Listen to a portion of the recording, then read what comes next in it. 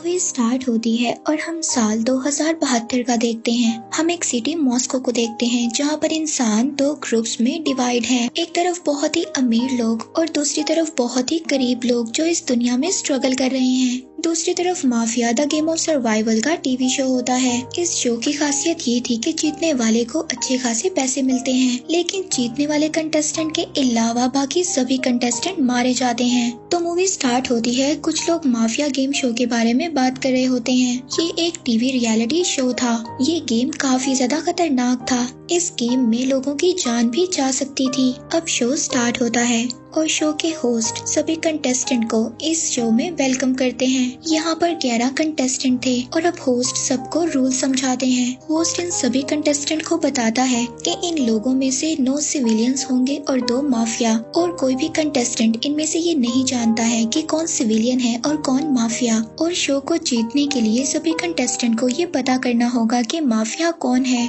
लेकिन इस शो में माफिया भी खुद को सिविलियन बता सकता था जब तक वो फाइनल राउंड में ना पहुंचे। और इस शो में सिविलियन जितनी जल्दी माफिया को पहचानेगा वो बाकी कंटेस्टेंट को सेव कर सकता है। फिर होस्ट शो के प्राइस के बारे में बताते हैं कि जीतने वाले को $1 मिलियन मिलेंगे और वो जीतने वाला कंटेस्टेंट माफिया भी हो सकता है और सिविलियन भी हो सकता है। अब होस्ट उन सभी कंटेस्टेंट को हाथ उठाने के लिए कहता है कि कंप्यूटर रैंडमली ये सिलेक्ट करेगा कि कौन माफिया है और कौन सिविलियन। एक मिनी ड्रोन उनके हाथ पर स्कैन होता है और सबको एक बारकोड देता है। फिर शो स्टार्ट होता है और कंटेस्टेंट नंबर 1 से पूछा जाता है कि क्या तुम माफिया हो। इनका नाम लियुक था और ये 80 साल के सबसे बूढ़े कंटेस्टेंट थे और वो सेल्फ मेड बिलियनर थे। अब होस्ट दूसरे कंटेस्टेंट एलिया के बारे में बताता है। ये 40 साल का इंजीनियर है और इसको कैंसर था। इसके पास बचने के लिए सिर्फ 3 महीने थे और ये इस गेम में इसीलिए आया था। ये अपनी फैमिली को फाइनेंशियली तौर पर सिक्योर करना चाहता था। ऐसे करते करते सभी कंटेस्टेंट के बारे में बताया जाता है। फिर इसके बाद कंटेस्टेंट नंबर 3 और 4 का इंटरव्यू होता है।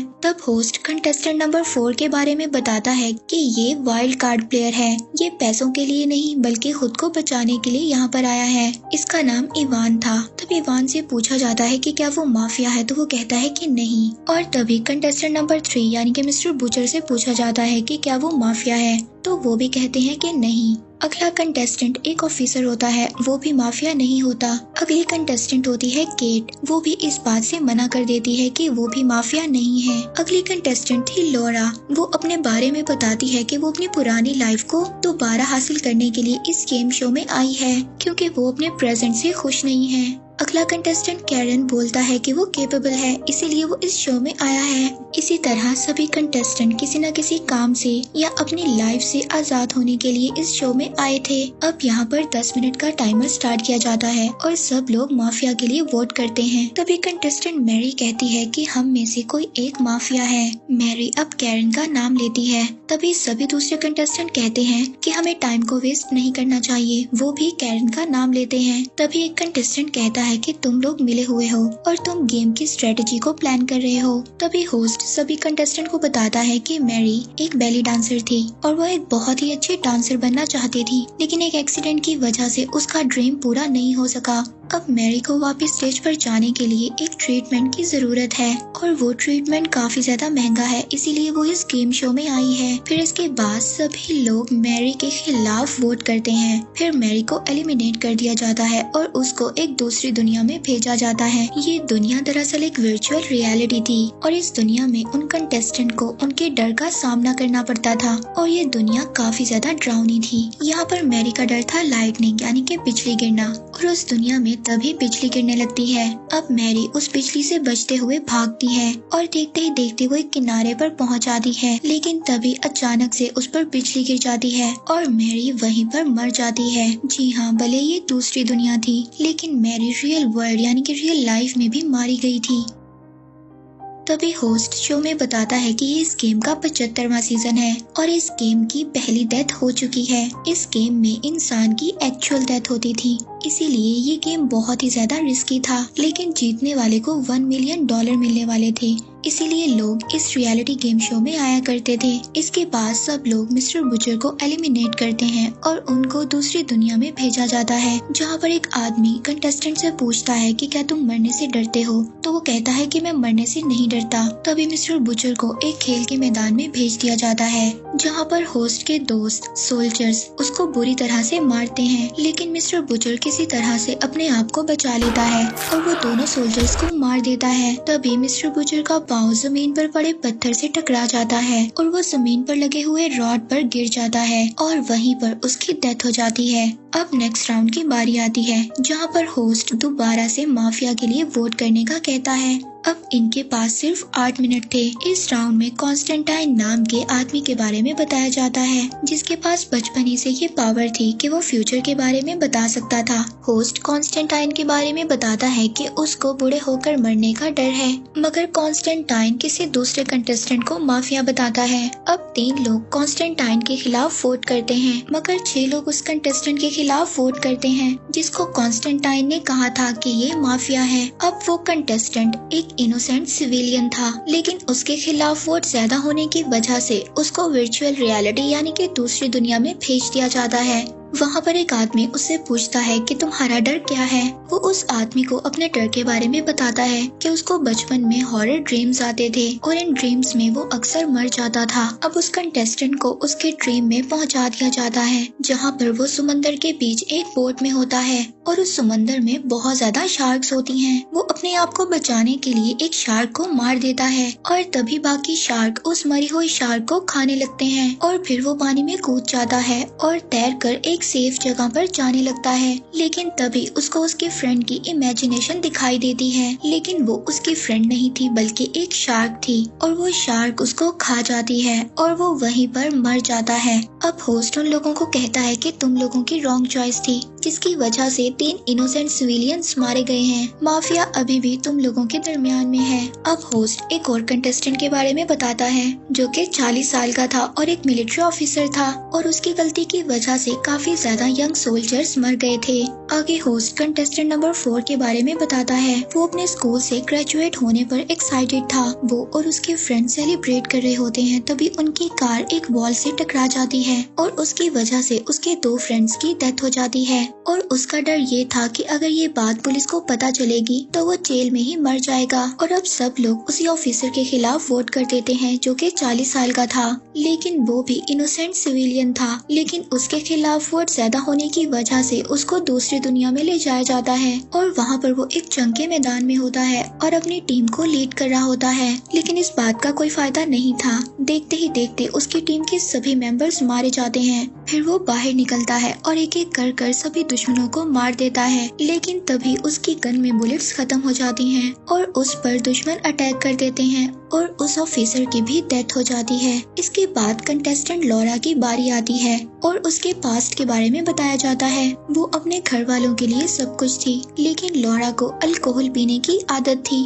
और उसकी वजह से उसका बेटा मर जाता है। तभी लॉरा कंटेस्टेंट नंबर 4 को बताती है कि उसने ही उसको उस एक्सीडेंट वाली जगह पर बचाया था और उसी ने उसको उसकी कार से बाहर निकाला था और फिर वही जाकर उसके खिलाफ विटनेस बन गई थी, जिसकी वजह से कंटेस्टेंट नंबर 4, जिसका नाम इवान था, उसको जेल में जाना पड़ा था। लेकिन अब इन सब की वजह से सब लोग लॉरा के खिलाफ वोट कर देते हैं और अब उसको उस डर की दुनिया में भेजा जाता है, जहाँ पर हम देखते हैं कि वो एक प्लेन में बैठी होती है और तभी वहाँ पर प्लेन क्रैश होने लगता है और देखते ही देखते प्लेन का आगे वाला हिस्सा टूट जाता है और प्लेन क्रैश हो जाता है, जिसमें लॉरा मर जाती है और अब सच में लॉरा की डेथ हो गई थी। अब नेक्स्ट राउंड में आकर कॉन्स्टेंटाइन इवान के खिलाफ वोट कर देता है, लेकिन बाकी कंटेस्टेंट कॉन्स्टेंटाइन के खिलाफ वोट करते हैं और हैरानी की बात ये थी कि यहाँ पर कॉन्स्टेंटाइन भी अपने खिलाफ ही वोट करता है। फिर होस्ट बताता है कि कॉन्स्टेंटाइन ही माफिया है।